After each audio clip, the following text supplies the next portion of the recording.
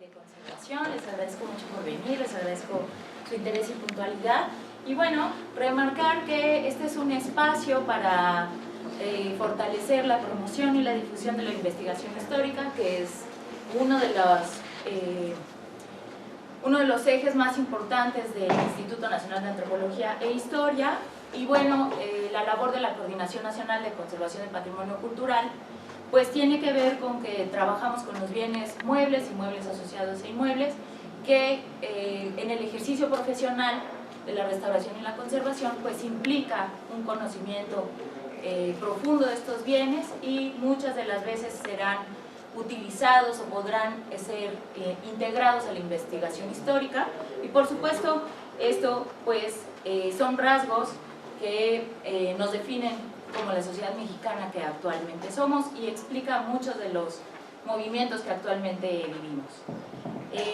Me complace presentar a Daniela Acevedo Carrión, quien es encargada del área de cooperación académica y social para la conservación de esta coordinación, quien está en representación de nuestra coordinadora nacional, Mari Carmen Castro, que deja un saludo, y de nuestros directivos Salvador Guillén y Talía Velasco.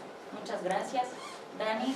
Además ella estará presentando a nuestros ponentes, digamos, a lo largo del evento.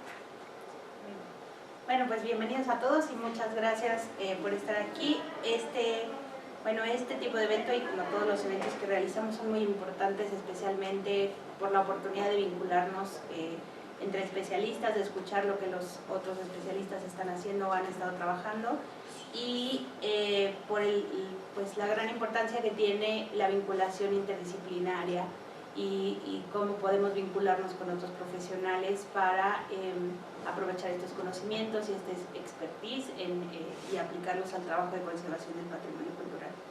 Estamos muy contentos de la presencia del maestro Pedro Celis Villalba, quien es licenciado en Historia y Estudios de Maestría en la UNAM. Es colaborador en la investigación histórica para el libro Estado Mayor Presidencial, Evolución de una Tradición de Honor y Lealtad, en el 2015. Es coordinador del libro Evolución Histórica de los Uniformes Militares del Estado Mayor Presidencial, de 2017. Coordinador del libro Una Defensa de Honor y Valor, Batalla Molino del Rey, en 2017, coordinador de la investigación histórica para el libro La columna de la legalidad, salvaguarda de la institución presidencial, de mayo de 1920, coautor con el doctor Edwin Álvarez de los artículos Desarrollo Institucional del Ejército Porfirista, apuntes biográficos del general José Justo Álvarez y trayectoria militar del general Ignacio Zaragoza, aún en prensa. Ha organizado diplomados, simposios, talleres, seminarios y curadurías en espacios como Los Pinos, la Escuela Superior de Guerra, la Dirección de Estudios Históricos del INA y el Palacio Nacional. Actualmente imparte clases en la licenciatura en Historia y Arte del Instituto Cultural Helénico y está aquí con nosotros, y le agradecemos mucho su participación. Muchas gracias.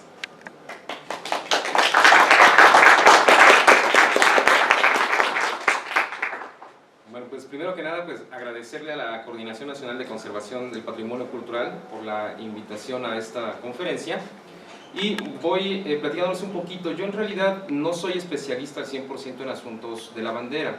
En realidad lo que he trabajado en los últimos años es historia institucional, y a partir de la historia institucional, la institución en la que me he enfocado concretamente ha sido el Ejército, y pues ahí el vínculo precisamente con elementos de carácter nacionalista y con estos aspectos simbólicos. Entonces lo que pretendo hacer un poquito es platicar la historia a partir del título que es la presentación: Tres colores, un país, la historia de la bandera. Es decir, mi intención es platicar un poquito cómo se van construyendo los elementos simbólicos que van a dar como resultado la bandera, y una vez que tenemos la bandera, a partir de que se habla del México independiente, voy a intentar mencionar precisamente, ir haciendo un seguimiento de esta idea de los tres colores. Es decir, los colores van a empezar a estar en diferentes elementos, no solamente en la bandera, en el escudo, en la banda presidencial, en condecoraciones, en montones de espacios. Incluso va a haber algunos espacios donde los tres colores ni siquiera nos imaginaríamos que están, y se van a dar cuenta que ahí están precisamente esta idea de los tres colores. ¿Cuál es la idea central que quiero expresarles a lo largo de esta presentación? Primero que nada, tendemos a tener la idea de que una vez que México logra su independencia, pues tenemos una bandera y parece que de ahí son algunos cambios pequeños o muy fácil de reconocer.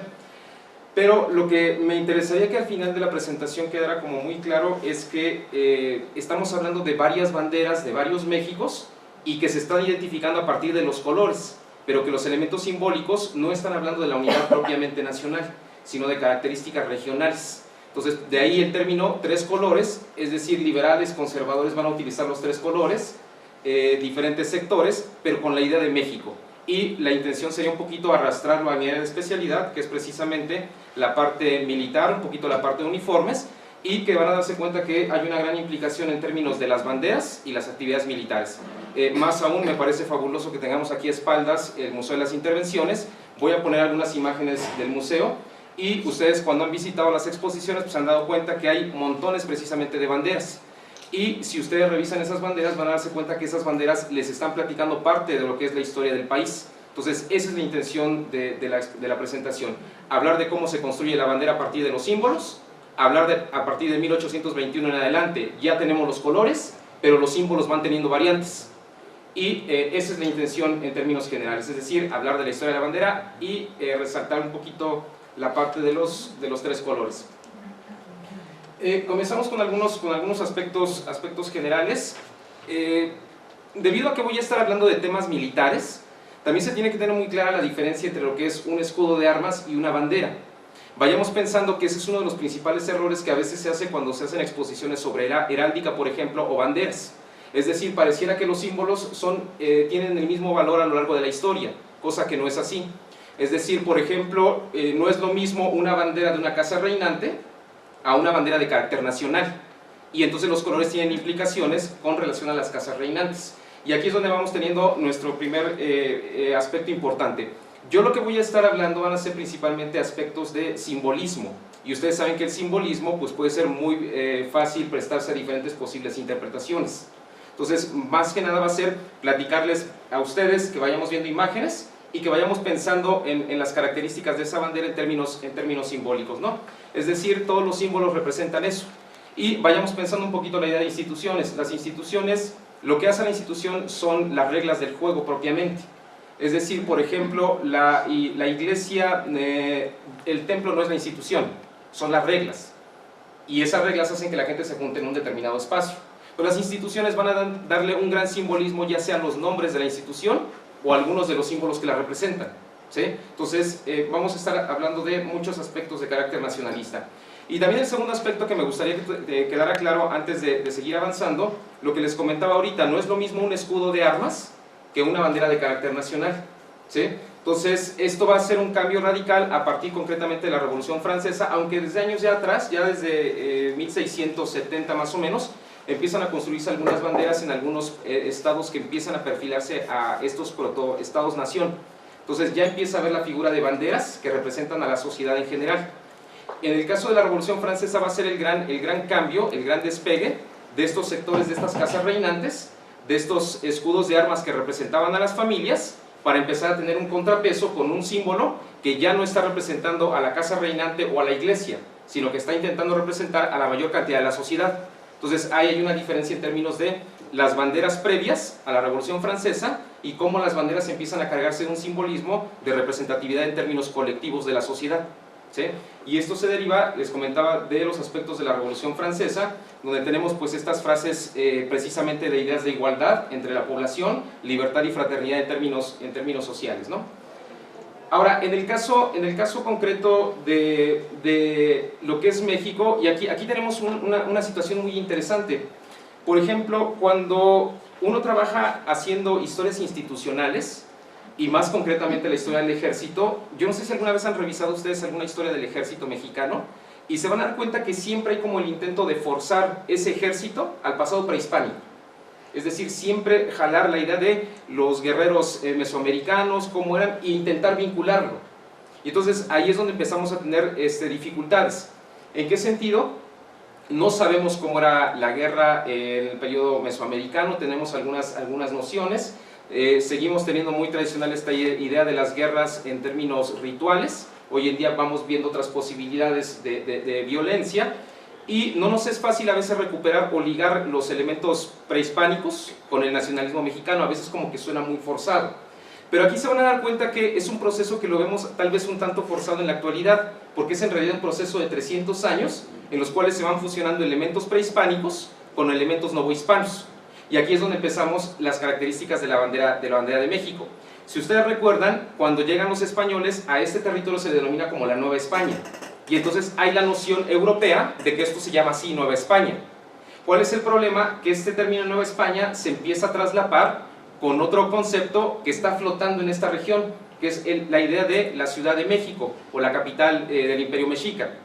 Y a partir de esos elementos va a ser un lapso de 300 años la convivencia de estos elementos, lo que va a ir creando precisamente esa idea de identidad, ¿sí? Entonces los primeros elementos que vamos a encontrar en la bandera, en la parte simbólica, van a ser precisamente el águila con la serpiente. Y esto, dependiendo de las diferentes interpretaciones de los investigadores, va a tener cierta carga simbólica estos dos elementos, ¿sí? Entonces, propiamente, vayan también recordando que en el periodo colonial, cuando se hablaba de México, concretamente se hablaba de la Ciudad de México, porque el territorio en general era Nueva España. Pero ahí tenemos entonces esta dificultad. Por un lado, la idea de México, que es la idea de la ciudad, y por otro, la idea de la entidad política desde Europa, que es la idea de la Nueva España. Y aquí es donde se van a ir dando cuenta que los europeos están intentando que la gente de aquí llame a este lugar Nueva España. ¿Cuál es el problema? Que la gente que vive aquí se empeña y tiene esta idea de el pasado prehispánico y siguen manteniendo estas ideas. Entonces, aquí en la imagen que tenemos, pues prácticamente ya tenemos el escudo, lo que ustedes conocen como el escudo que va a ser la bandera. Los dos elementos que van a estar repitiéndose prácticamente 300 años. Es decir, tenemos el nopal y tenemos el águila con la serpiente en estas imágenes, ¿no? Entonces, aquí tenemos propiamente el contrapeso. Una cosa es México, la Ciudad de México, y la gente piensa en ese sentido. Cuando se habla de México, se habla de la ciudad. Y el contrapeso, ¿con qué? Con la idea de Nueva España. Ahora, pensemos también que muy rápidamente el gobierno español le va a dar a la Ciudad de México, le va a dar un escudo de armas. Y de hecho, si ustedes observan esta imagen del escudo de armas, se van a dar cuenta que hay elementos que son plenamente europeos. Es decir, por ejemplo, ahí están los leones, que es muy claro de las heráldicas europeas. Hay 3 puentes, si se dan cuenta, y ahí es donde empezamos a ver un poquito de similitudes con la imagen que vimos previamente. Es decir, la representación es precisamente de un lugar que está rodeado de agua y que existen puentes para llegar a ese lugar. Entonces, ¿qué es lo que vamos teniendo? Si ustedes se dan cuenta, es el año de 1523 cuando se da el escudo de armas para la Ciudad de México. Y entonces ahí es donde se empieza a fortalecer más esta idea, esta dualidad entre Nueva España y el caso de la ciudad. Entonces no vayan perdiendo esas dos imágenes que tenemos. Una, la idea general de Nueva España, pero la importancia que va teniendo la ciudad conforme se va desarrollando. Ahora, lo que resulta más interesante es que esta idea de México se empieza a llevar a diferentes lugares. ¿A través de qué? Pues a través, por ejemplo, de la arquitectura.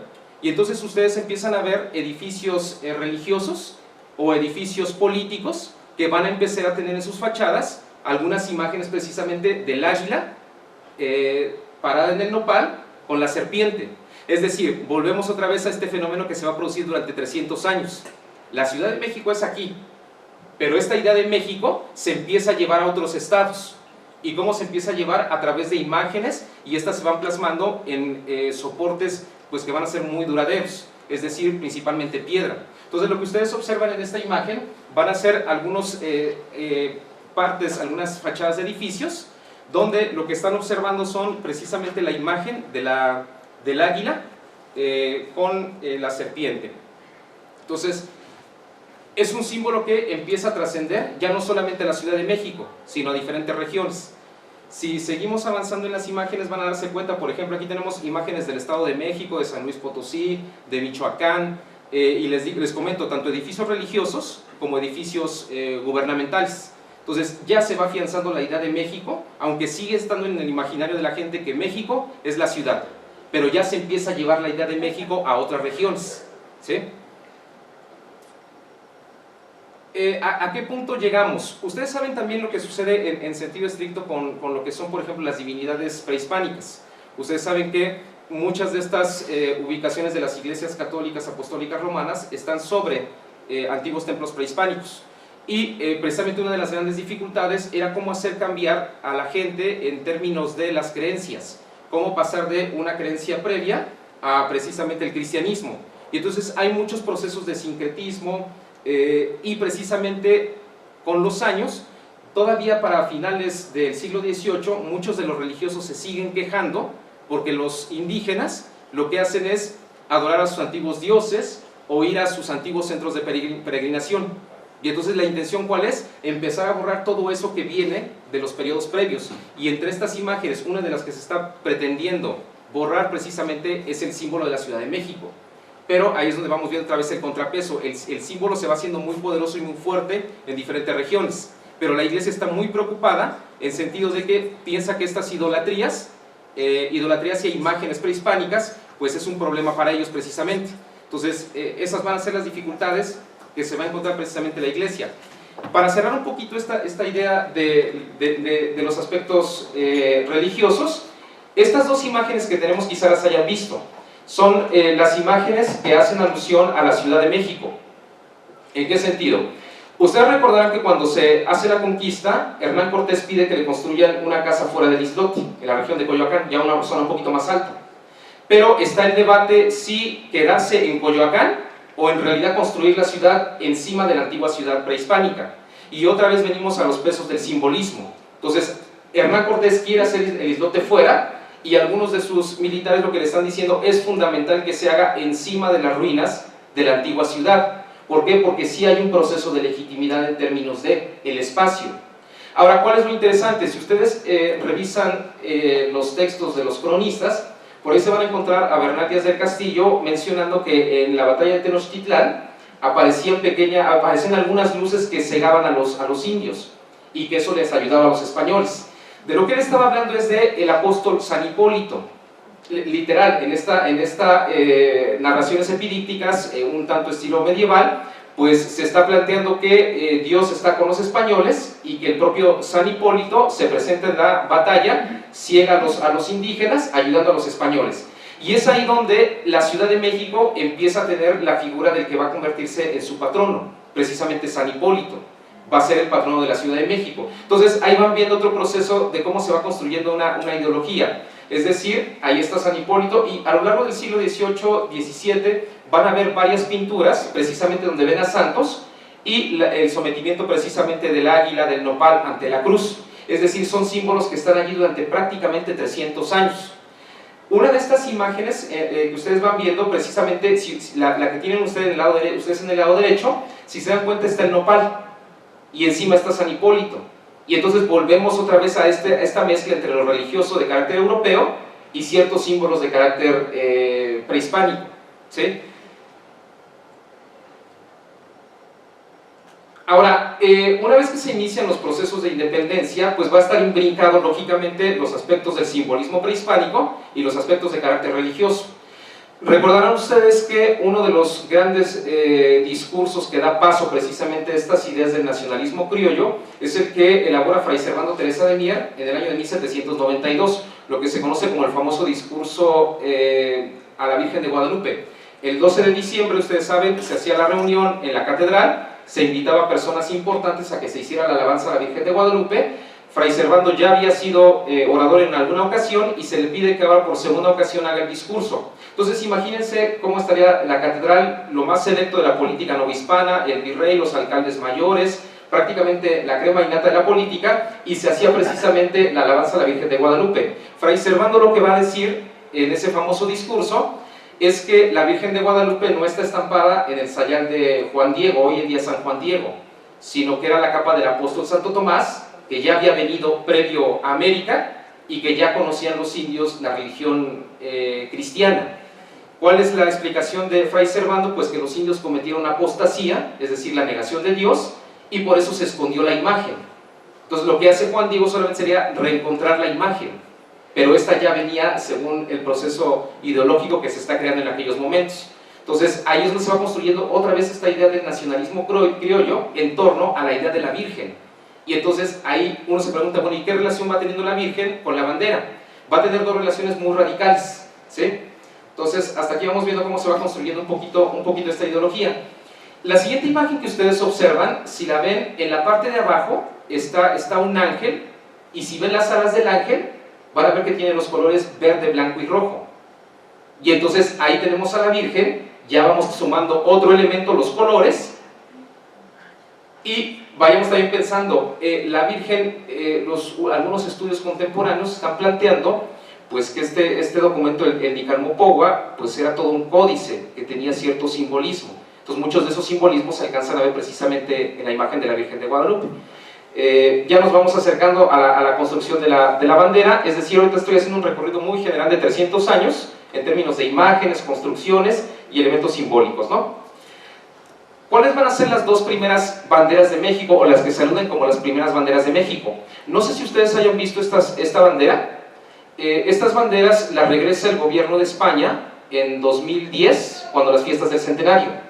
Durante muchísimos años se buscaron estas banderas porque los documentos decían que habían unas banderas que había elaborado Ignacio Allende para el inicio de la independencia.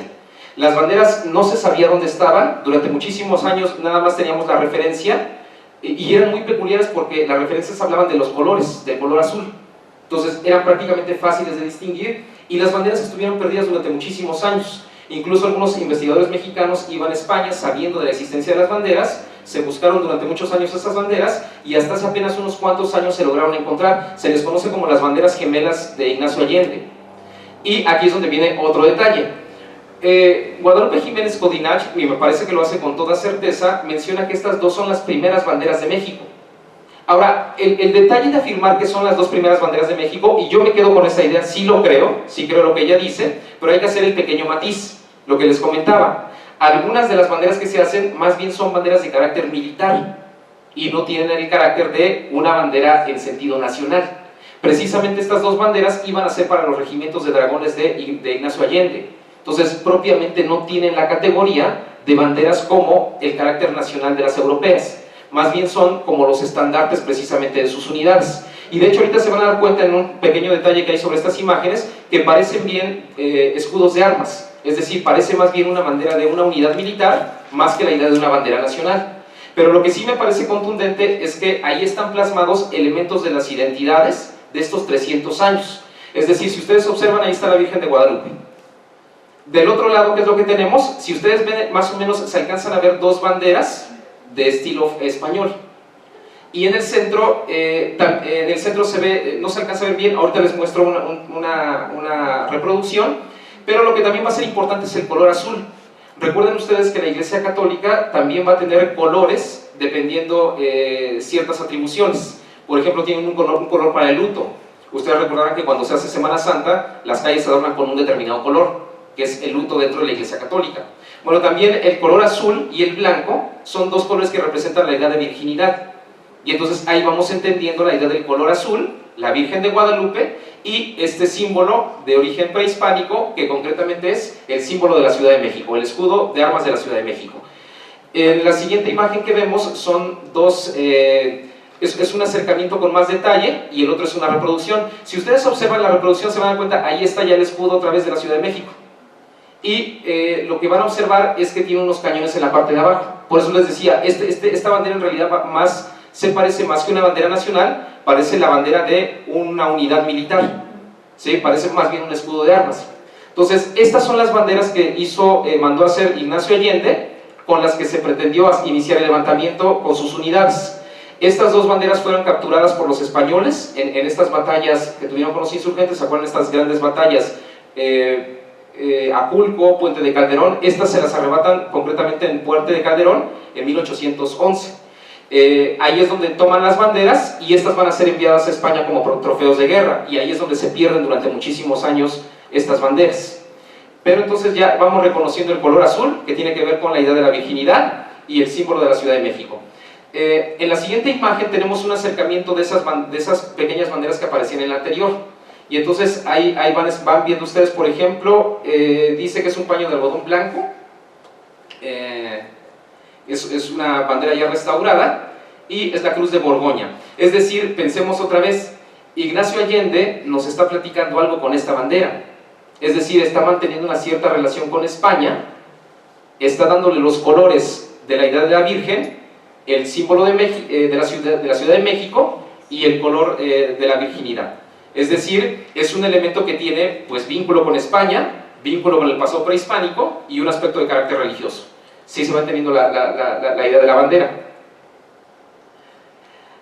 Ahora, otra cosa que sí me interesaría mucho señalar es que al no existir propiamente reglamentos o disposiciones que digan que las banderas van a ser de una determinada forma, tendemos a creer que a veces vemos una bandera y le vemos ciertas características que dice un documento y a veces asimilamos que esa bandera es de la que habla el documento. ¿Cuál es el detalle? Hay montones de banderas, es decir, vayan pensando que México no es una nación consolidada y entonces la gente está teniendo muchísimas ideas diferentes en términos de esa representación. La imagen que tenemos, si ustedes ven la bandera grande, tiene otra vez los mismos elementos, la Virgen de Guadalupe, el escudo, pero si ustedes ven, los colores no son como la que ustedes ubican como la bandera trigarante más adelante. Y aquí es donde viene el problema. La bandera que están viendo está fechada en el año de 1810, y entonces si es 1810 nos meten muchísimos problemas, porque la pregunta es, ¿y cuáles son esos colores que se ven allí? Recuerden que también el deterioro de los textiles pues, tiene una implicación en términos de los colores. La imagen que es la siguiente es la inversa. Lo que tenemos aquí es una fotografía y la que está en pequeña es la imagen de la tela. Si ustedes ven, ahí es donde se ve un poquito lo difuminado de los colores y nos damos cuenta que no es por lo menos el mismo orden que tenemos hoy en día en los colores de la bandera. Y volvemos a lo mismo, es decir, ¿qué están haciendo como banderas? Están juntando los elementos y les están agregando otros. Todavía no está definida la idea de bandera mexicana, pero siguen sobresaliendo esos dos elementos. Otra bandera muy conocida del periodo de la independencia, han escuchado hablar por ejemplo de esta que se llama, así como lo dice, el Doliente de Hidalgo, que es una de estas unidades que en el periodo de la independencia, pues después de la muerte del fusilamiento de los principales líderes insurgentes, precisamente se crea un batallón, y ese batallón se crea en honor precisamente de Miguel Hidalgo, y derivado de ahí la bandera, que también va a ser derrotado esta unidad, y la bandera también va a ser capturada por los españoles, concretamente por el general Félix María Calleja, que va a ser el que derrota esta unidad y se quede con esta bandera. Entonces volvemos a lo mismo, no tenemos todavía una definición de bandera, y aquí es donde llegamos a los periodos de José María Morelos. Y Morelos, como religioso, ¿qué está pensando? Pues otra vez en los aspectos que tienen que ver con la idea del catolicismo. Si ustedes ven la que está en el centro, esa es la bandera original que se tiene de las unidades de Morelos. Y en la parte de derecha ya está un poquito más detallada, se ven los detalles, y volvemos a los mismos detalles. Si ustedes se dan cuenta, en la parte de abajo del águila hay un puente, y otra vez volvemos al símbolo de la Ciudad de México. Ahí está el águila tiene una corona, en términos de la monarquía, y en la zona de alrededor es color azul. Otra vez retomando el color azul. Si vemos la siguiente, esta ya es una reproducción, creo que ya es muy claro los colores, y junto de él está José María Morelos, y si ustedes ven a Morelos, se van a dar cuenta que tienen los mismos colores. Ahí es donde empiezan las representaciones en la parte de los uniformes. Si ustedes lo observan, él en el brazo izquierdo trae un sombrero que se conoce como un sombrero montado, y trae una escarapela, y la escarapela precisamente trae otra vez los colores de la virginidad en el sentido católico, ¿sí? Es decir, todavía para 1814, 1815 no está definido cuál va a ser la bandera de México. Se sabe que hay símbolos que son importantes, ya tenemos estos símbolos, pero todavía está definiéndose lo que va a ser la bandera. Si vemos estos escudos, estos van a ser precisamente los congresos para elaborar la Constitución entre 1813 y 1814, y si ustedes se dan cuenta, otra vez venimos a lo mismo, es decir, una vez más, el escudo de la Ciudad de México, el antiguo escudo de la Ciudad de México, entendido como el escudo precisamente del Congreso que está elaborando José María Morelos.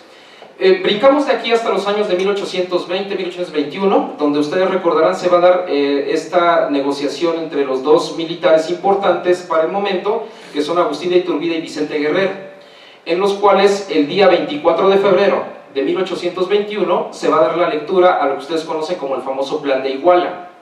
Precisamente el 24 de febrero, que hoy en día tenemos como el Día de la Bandera, y precisamente el Plan de Iguala lo que está hablando, y ahí es donde se da el cambio radical de los colores, si se dan cuenta.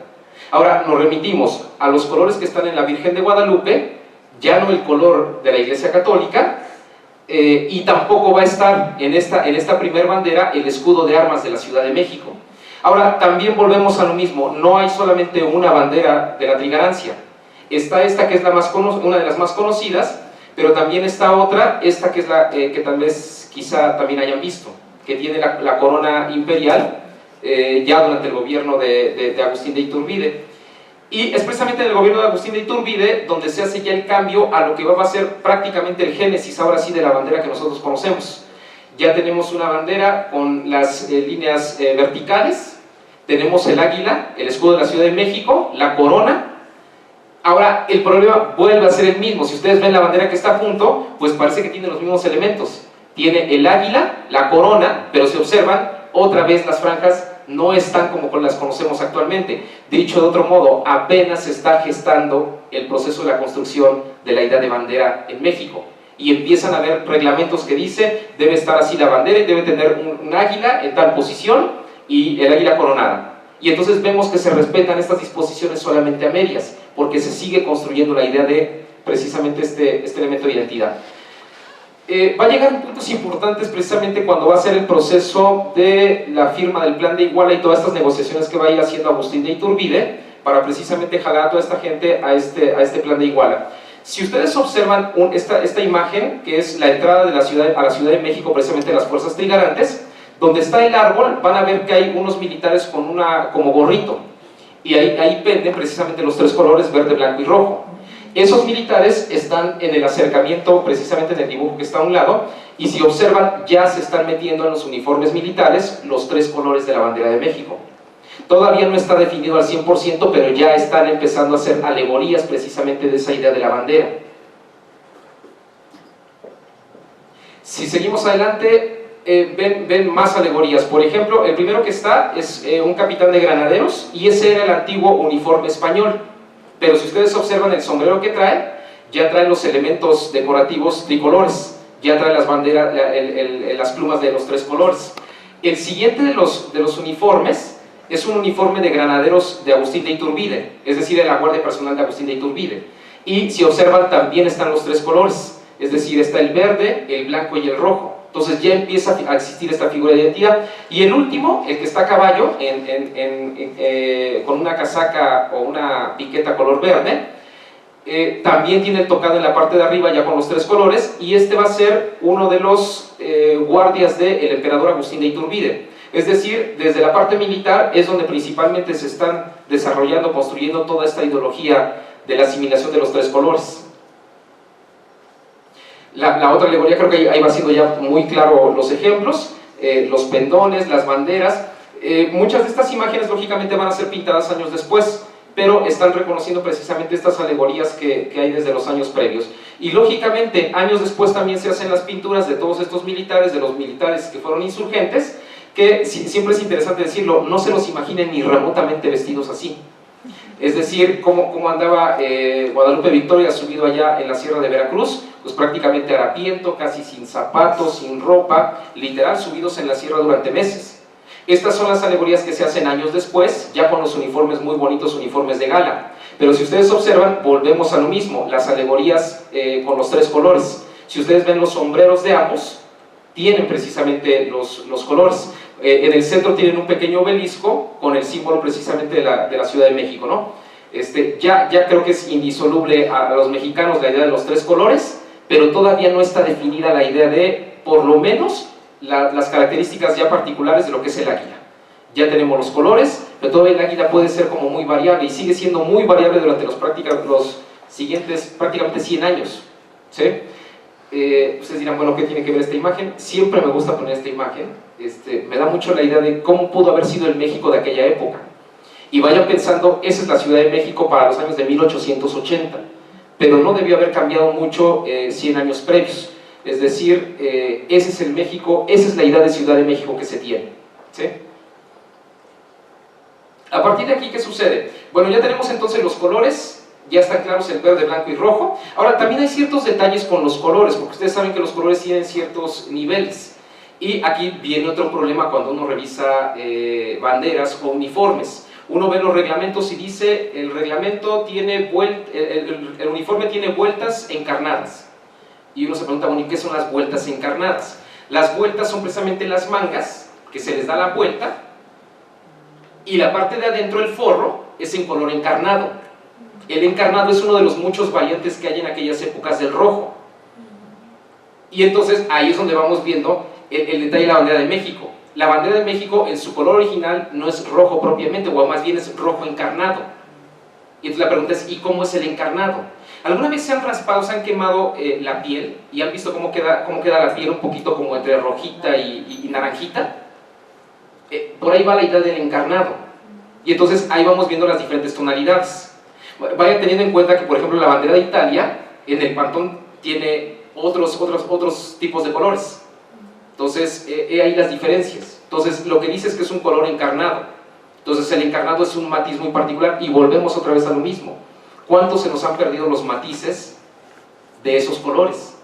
Es decir, nos decían encarnado y alguien lo entendía de algún modo, pero con el tiempo, cuando nosotros vamos a las fotografías o queremos trabajar estos objetos, nos tenemos que remitir o buscar posibilidades de lo que se acerque más a los colores que los reglamentos van diciendo, ¿sí? Entonces, aquí ya tenemos los colores. Y si ustedes observan, ya está casi definida la bandera, ya está el águila de frente, devorando la serpiente y parada en el nopal. Poco a poco se le van agregando algunos elementos, por ejemplo, los olivos, poco a poco se va construyendo todo eso, pero en términos generales ya está definido los colores.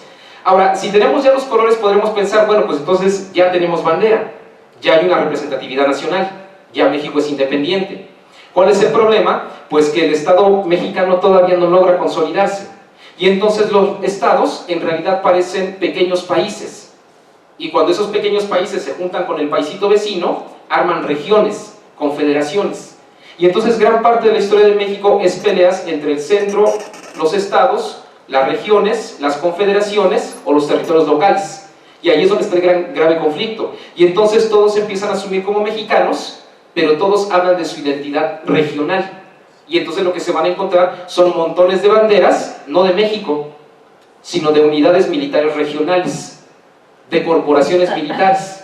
Y entonces ahí es donde tenemos otra dificultad. Históricamente creemos que México tiene un ejército. Bueno, en realidad, para 1821-50, México tiene por lo menos dos ejércitos. Uno que es el permanente, o conocido como ejército de línea, y otro que son las milicias activas. Por lo menos son dos ejércitos, con uniformes diferentes, con instituciones diferentes. Ambas se asumen como mexicanas, pero traen sus señalamientos de qué es cada una de ellas en la bandera. Y es ahí donde ustedes observan que hay, por ejemplo, banderas que dicen bandera de Guardia Nacional. Y entonces no es propiamente la bandera de México, es la bandera de una unidad que está en México, pero que pertenece a una dinámica muy particular dentro de la estructura militar. Y entonces, ¿qué es lo que nos van señalando estas banderas? Más que la idea de una unidad nacional, nos están señalando castas, grupos políticos, grupos regionales, y volvemos otra vez a la idea de cómo iniciamos la exposición.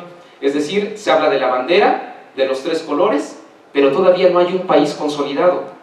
Hay como muchos países que están peleando por sus autonomías, por sus reconocimientos generales o particulares con relación al gobierno nacional. Solo para que se den cuenta, los dos ejemplos de uniformes que están allí en la parte alta tienen precisamente otra vez los tres colores. Y estos uniformes no son del ejército de línea, son de las milicias auxiliares, son de este otro ejército que les había dicho existe en México. Y volvemos otra vez al punto. Si ustedes se van dando cuenta, México está tomando montones de elementos de otros lugares, los está adaptando a una realidad propia y está construyendo un discurso simbólico. Ahora, ¿cuál es el detalle? Pues que los mexicanos están adaptando cosas de todo el mundo. Por ejemplo, si ustedes ven ¿se acuerdan las imágenes donde estaba Vicente Guerrero, Guadalupe Victoria? Traen charreteras en los hombros, que son de estilo ya sea o francés o ruso. Es muy probable que hayan venido de influencia francesa. Pero si ustedes ven estos uniformes, no tienen charreteras. Tienen unos abombados que se utilizan mucho en la ropa inglesa. Se les llama fanales. Estas confecciones son de origen inglés. Y entonces se empiezan a pedir cosas al extranjero, pero siempre con los elementos identitarios de México. Siempre con estos elementos de los tres colores que hablan de la bandera mexicana. En esta imagen creo que se recuerda uno de los procesos más importantes que vive México, que va a ser la guerra con los Estados Unidos.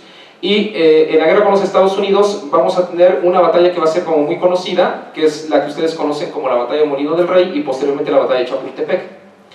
En el caso de la batalla de Molino del Rey también tenemos montones de producciones iconográficas y también tenemos la representación de banderas. Si ustedes por ejemplo ven esta imagen, esta tiene una particularidad bien específica. Ven la bandera mexicana en primer plano y lo que se ve en el fondo, en el castillo Chapultepec, ¿ya vieron qué es? Es la bandera de los Estados Unidos. Claro, es una composición, pero vayan pensando que es en este periodo donde se empieza a construir la gran identidad de las banderas. ¿Cuántas historias de mexicanos envueltos en banderas durante la guerra? Ahí está la alegoría de uno de ellos, precisamente que se envuelve con la bandera de su unidad y van creando esta idea de identidad. ¿Cuál va a ser el acabose de estos elementos de identidad? Pues se acuerdan de la batalla de Chapultepec, donde los alumnos del colegio militar, la idea de que se envuelve en una bandera. Entonces, estos elementos ya se van creando como identidad en un momento coyuntural, precisamente cuando el país estuvo a punto de desaparecer en la guerra con los Estados Unidos, literal, el país estuvo a punto de desaparecer en ese momento. Entonces, es ahí donde cobra una gran fuerza precisamente la idea de las banderas.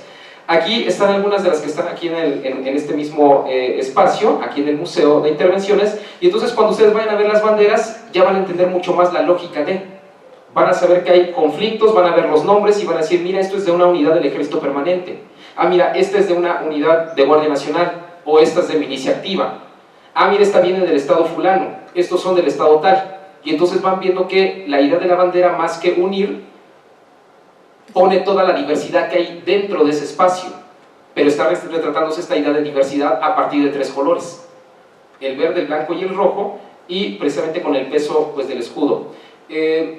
Va a haber ciertos cambios en los años posteriores. Estas son banderas de 57 a 67.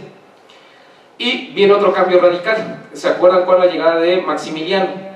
Y si ustedes se dan cuenta, Maximiliano está intentando legitimar su gobierno. Es decir, Maximiliano, ¿qué va a hacer? Una monarquía. Incluso por ahí ustedes saben que adopta al nieto de Agustín de Iturbide para que fuera el próximo sucesor en la casa reinante. Sí sabían que Carlota y Maximiliano no podían tener hijos. Entonces precisamente al que agarran para que se cree la casa reinante es al nieto de Agustín de Iturbide, el primer emperador de México. Y la bandera, ahí está la bandera de México, es decir, se mantienen los 3 colores, se mantiene el escudo de armas del águila, pero se les dan los elementos ya de carácter monárquico, es decir, la corona, por ejemplo. Pero volvemos a lo mismo, ya la bandera está más o menos consolidada, y volvemos otra vez a lo mismo. Personajes, por ejemplo, lo que deriva de esto que va a ser las bandas presidenciales. Y ahí tenemos a 2 presidentes de los 2 bandos opuestos, liberales y conservadores, y volvemos a lo mismo. Los 3 colores ahí están puestos. De hecho, observen a Benito Juárez. Si ustedes se dan cuenta, Benito Juárez está su banda como estaba hasta el sexenio anterior. ¿Se acuerdan que hace poquito cambiaron el orden de los colores? Aludiendo al sentido histórico. Y entonces ustedes van entendiendo que el asunto histórico no es, ah, la banda es así, sino lo que es el asunto histórico es el proceso que estamos viendo. Y en este proceso a veces está de un lado el color verde, a veces del otro. Entonces ahí tienen a un presidente conservador, Miramón, y al presidente más importante de los liberales, Benito Juárez. Entonces otra vez volvemos a lo mismo, 2 ideologías contrapuestas, pero con la misma figura de la identidad de un elemento nacional. Ya para ir cerrando, creo que esta alegoría es como muy concreta, ¿no? Las 2 banderas que están ahí una frente a la otra, como 2 elementos de simbolismo nacional. En el periodo del Porfiriato ya se va sentando mucho más, como ustedes la conocen, y las alegorías se van multiplicando. Por ejemplo, estos cascos son los cascos que le regala el Kaiser de Alemania al gobierno de Porfirio Díaz, concretamente al Estado Mayor de Porfirio Díaz.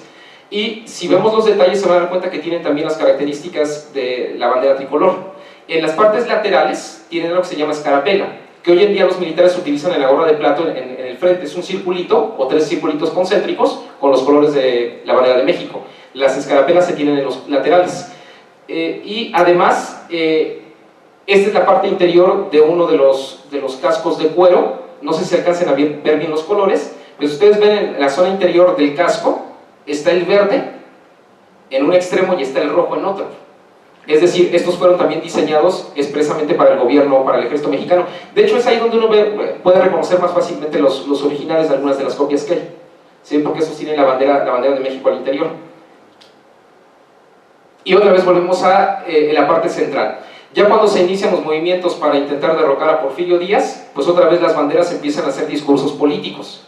Y entonces ustedes ven a personajes, las caras de personajes en las banderas, o lemas políticos en las banderas. Y entonces volvemos otra vez al mismo problema, no tiene el mismo sentido que hoy en día la bandera para nosotros. Va teniendo un espacio y un discurso político precisamente en los elementos simbólicos, ¿no? Otro elemento que es, creo que, inherente a las banderas es el gorro frigio en estos procesos de construcción del liberalismo, ¿no? Ya para los escudos que nosotros vamos a tener, estos datan, ya tienen casi 100 años estos escudos. Es decir, vienen desde el periodo revolucionario, concretamente desde el periodo de Venustiano Carranza, donde ya se empiezan a crear los sellos, que son los que conocemos ya prácticamente hoy en día. Es decir, ya se va asimilando muchísimo a las monedas que nosotros hoy en día usamos, con ese escudo del águila de perfil, ya no es el águila de frente. Y este sería el escudo nacional que conocemos hoy en día, ¿no? Ahora, nada más para cerrar un poquito con esta idea de los militares, han visto las banderas monumentales que hay en México, en lugares muy particulares, estas grandes banderas. Bueno, estas banderas se hacen dentro de lo que es la fábrica de vestuario del ejército, lo que se conoce como la FAVE, que en realidad son como 6 o 7 fábricas metidas en unas instalaciones, y una de las fábricas, precisamente las fábricas de banderas monumentales. Es decir, estas fábricas se elaboran en la Secretaría de la Defensa, y para los lugares muy específicos donde ustedes las han ubicado, ¿no? estas grandes banderas monumentales. Bueno, ya para cerrar la idea, creo que más o menos expliqué lo que les quería platicar al principio, es decir, ver una serie de símbolos que se van gestando durante 300 años, que llega el momento en que México logra su independencia, se afianzan los 3 colores, se afianza el símbolo, pero todavía el Estado mexicano pues no refleja la idea de una bandera de carácter nacional. Va a ser poco a poco. Y vayan pensando que hoy en día es tan inherente la bandera al mexicano que es muy claro reconocer identidades. Es decir, ha sido tan grande el peso de estos 300, estamos hablando de 500 años en realidad, 300 de los escudos y prácticamente 200 de la consolidación de la bandera que conocemos hoy en día. Pues eso es lo que quería platicar el día de hoy. Pues muchas gracias por su atención.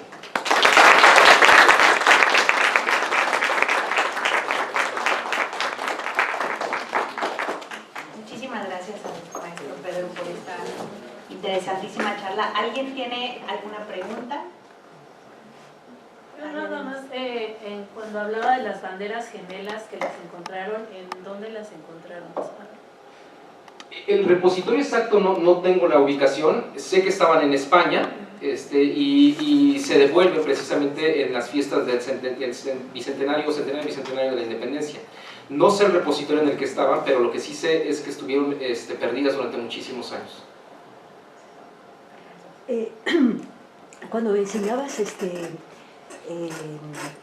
representaciones prehispánicas y que luego aparecen en fachadas y todo, bueno, tú decías como si fuera un hecho de que era la serpiente, sin embargo, de las primeras se ve que es el Atlachinoli, la raza de fuego. Entonces, y claro, como se enrolla así, parece que podría ser una serpiente rápidamente visto, ¿no? Pero claro. Sí está además ese... Sí, y también por eso no me quise meter mucho por los diferentes tipos de interpretaciones, porque cuando uno va con un autor, sí. Por ejemplo, Florescano menciona eso, que es serpiente, pero Florescano no se dedica propiamente al periodo prehispánico, se dedica mucho a la parte simbólica. Entonces ahí es donde vienen posiblemente los errores y los problemas de interpretación, y en efecto tiene toda la razón en los detalles. ¿Alguien más?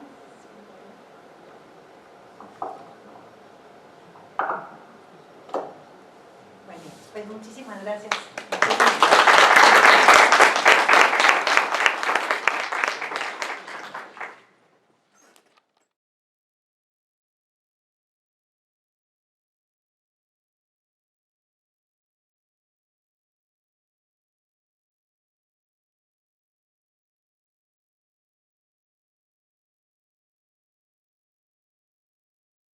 Instituto Nacional de Antropología e Historia. Secretaría de Cultura. Gobierno de México.